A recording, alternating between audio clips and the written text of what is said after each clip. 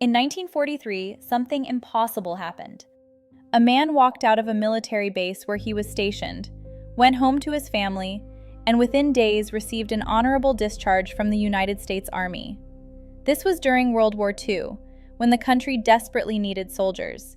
He didn't have connections or some kind of a medical condition that would get him out. What he did have was something far more powerful, an understanding of how reality actually works. His name was Neville Goddard, and if you've never heard of him, you're not alone. Because unlike most spiritual teachers, Neville didn't want followers. He simply taught one radical idea: consciousness is the only reality. Once you understand this, nothing is impossible. Today, almost every manifestation teacher you've ever heard of is teaching Neville Goddard's concepts, but most people have no idea who he was, how he discovered these secrets, or why his teachings are more relevant now than ever.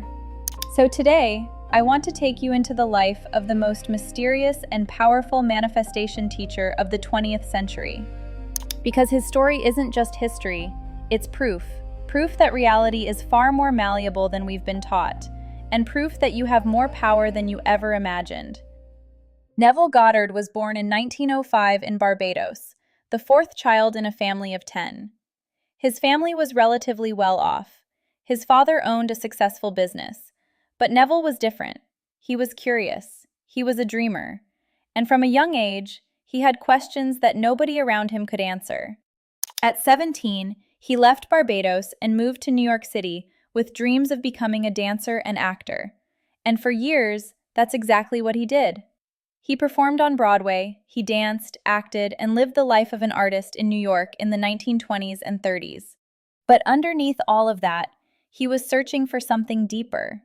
He was obsessed with understanding the nature of reality. Neville Goddard studied everything he could get his hands on. He attended lectures, read obscure texts, and he was hungry for answers. And then, in 1931, something happened that would change his life forever. He met a man named Abdullah. Now, Abdullah is one of the most mysterious figures in metaphysical history. Nobody knows much about him. He was a black Ethiopian rabbi who lived in New York and taught Kabbalah and mysticism to a small group of students. Neville showed up at one of his lectures, and according to Neville, Abdullah looked at him and said, "Neville, you're 6 months late." Neville had never met this man. He didn't know what he was talking about.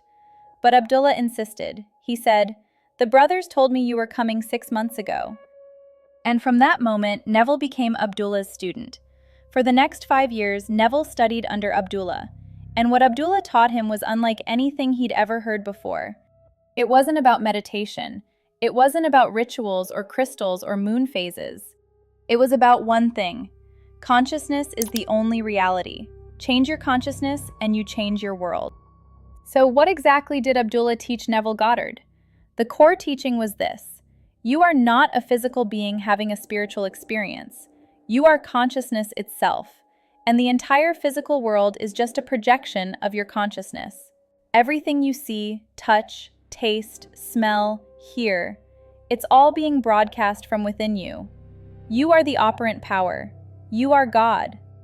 Now, Neville didn't just accept this as philosophy, he wanted proof. So, Abdullah gave him a challenge that would become one of Neville's most famous stories. It was winter in New York, and Neville wanted to travel home to Barbados for Christmas to see his family. But there was a problem. He didn't have the money. The ticket was expensive and he was broke. He told Abdullah about this, and Abdullah said, "You are in Barbados." Neville said, "No, I'm here in New York. I want to be in Barbados, but I don't have the money." And Abdullah looked at him and said, "You are in Barbados." And then he literally shut the door in Neville's face. Neville was frustrated. He didn't understand. But he remembered what Abdullah had taught him. You don't imagine what you want. You imagine from the state of having it.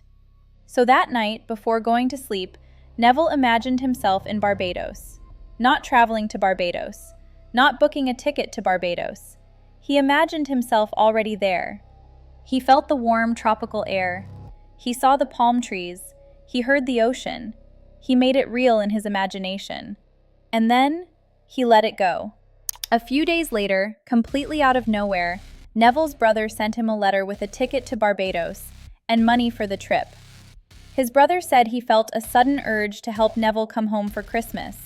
There was no logical reason for it. But Neville knew. His imagination had created it.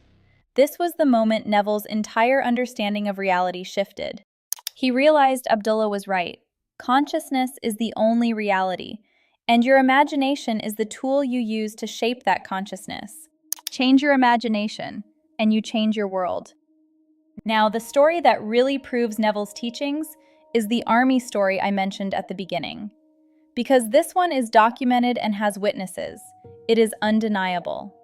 In 1942, Neville was drafted into the U.S. Army. He was 37 years old, married, had a young child, and he had absolutely no interest in going to war. He didn't want to be a soldier. He wanted out. But in 1942, in the middle of World War II, you didn't just get out of the army. Men were dying overseas. The country needed every able-bodied man.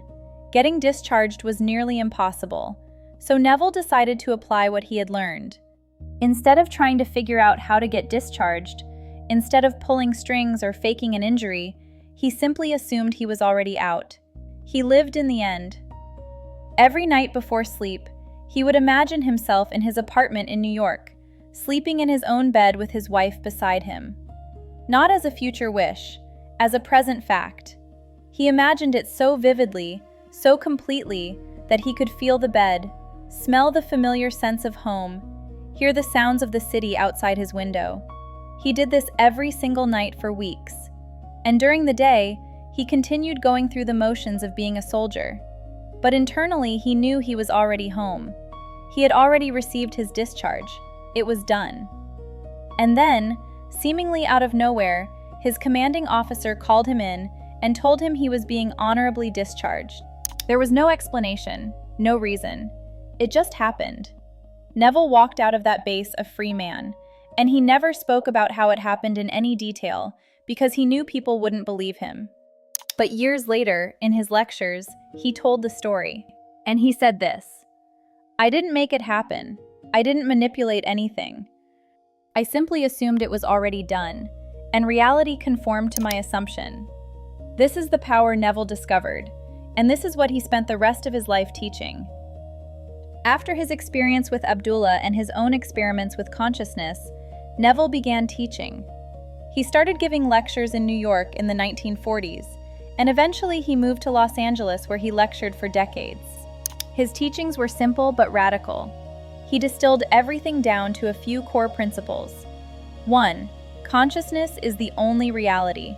Everything you experience in the physical world is a projection of your consciousness. Change your consciousness, and the world must change to reflect it. 2. Imagination creates reality. Your imagination is not fantasy. It's the creative force of the universe. What you imagine with feeling becomes real. 3. Assume the feeling of the wish fulfilled. You don't manifest what you want. You manifest what you assume to be true. So if you want something, you must assume you already have it. Live in that assumption until it hardens into fact. 4. The state akin to sleep is the most powerful time. Right before you fall asleep, your subconscious is most impressionable. This is when you plant seeds in consciousness. Imagine your desire as already fulfilled in this state, and it must manifest. 5. Persist in the assumption. Don't waver, don't check for evidence, don't doubt. Maintain the assumption that it's already done, and the bridge of incidents, the path from imagination to manifestation, will unfold naturally. Neville didn't teach techniques. He didn't teach rituals. He taught a principle. And once you understand the principle, you can apply it to anything. He would tell stories of people who used his teachings to heal diseases, manifest money, find love, change careers, escape impossible situations. And he always said the same thing: "I didn't do it. They did it.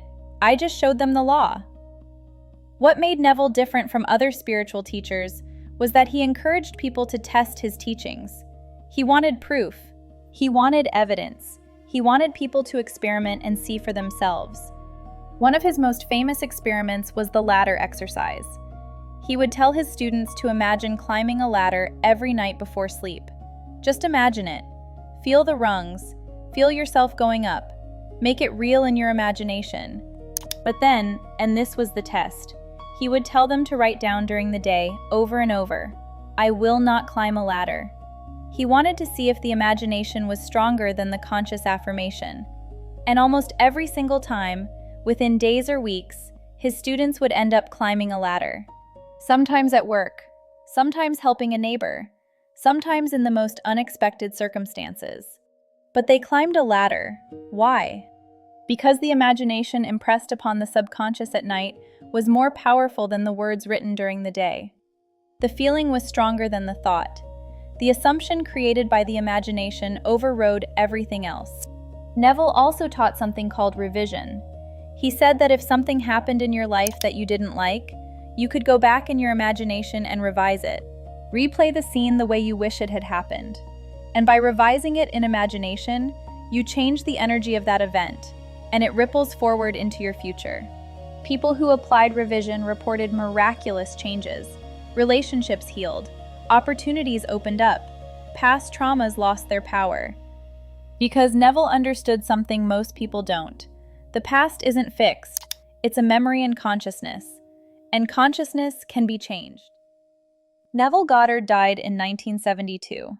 He was 67 years old. And in the years before his death, he began teaching something even more radical. He said that the entire Bible is not history. It's a psychological drama happening within each person. Every character, every story, every miracle, it's all symbolic of states of consciousness. He said that Jesus Christ is not a historical figure.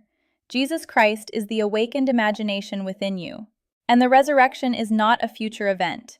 It's the moment you realize you are God, you are consciousness, you are the creator of your reality. These teachings were too radical for most people. Even his own students struggled with them. But Neville didn't care. He had experienced it himself. He had awakened to the truth of who he really was. And he spent the last years of his life trying to help others do the same. After his death, his teachings faded into obscurity. His books went out of print. His lectures were forgotten. For decades, only a small group of devoted students kept his work alive. But then, something interesting happened. The internet came along, and people started finding his lectures. They started reading his books. They started applying his techniques, and they started getting results. Today, Neville's teachings are more popular than ever.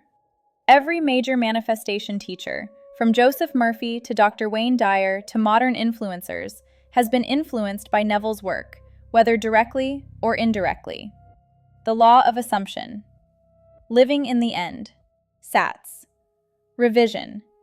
These concepts are everywhere now. But most people don't know they came from a dancer from Barbados, who met a mysterious Ethiopian rabbi in New York in the 1930s. So why does Neville Goddard matter today? Why should you care about a man who died over 50 years ago? Because his teachings are more relevant now than ever. We live in a world that tells us we're powerless, that we're victims of circumstances, that reality is fixed and unchangeable, that we need to work harder, hustle more, force things to happen. Neville taught the opposite. He said reality is fluid, consciousness is creative, and you are not a victim. You are the operant power. You are God in human form. And once you realize this, once you truly understand this, everything changes. His teachings aren't just about manifesting money or success or relationships, though you can do all of that. His teachings are about waking up to who you really are. They're about reclaiming your power. They're about realizing that the entire world is your creation, and you can change it at any moment simply by changing your consciousness. I discovered Neville's work a few years ago, and it completely transformed my understanding of manifestation. Because before Neville, I was trying to attract things. I was trying to make things happen. I was doing all the techniques and rituals, and I was exhausted. But Neville showed me that I don't need to do any of that. I just need to assume. I need to live in the end. I need to imagine my desire as already fulfilled and persist in that assumption until it hardens into fact. And when I started doing that, when I stopped trying and started being, everything I wanted started showing up. Not because I forced it, but because I changed my consciousness, and my world had no choice but to conform. So if you take anything away from Neville's story, take this. You are not who you think you are. You are not limited by your circumstances. You are not bound by the past. You are consciousness itself.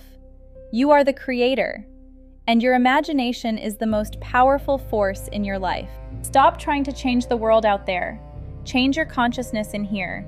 Live in the end, assume it's done, and watch reality bend to your assumption. That's the legacy of Neville Goddard, and that's the power you have right now.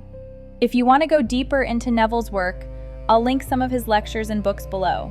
And if this video resonated with you, subscribe, comment, and share it with someone who needs to hear this message.